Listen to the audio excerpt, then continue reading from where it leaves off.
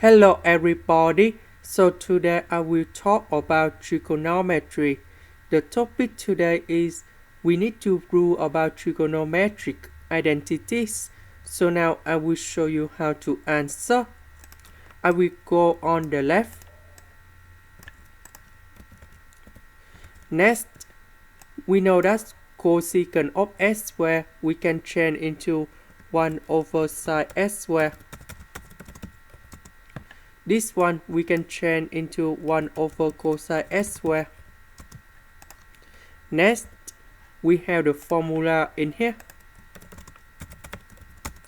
Number 1 represents about sine s squared plus cosine s squared.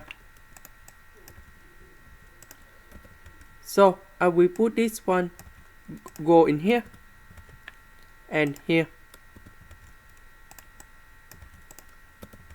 So sine s squared divided by sine s squared, cosine s squared divided by sine s squared.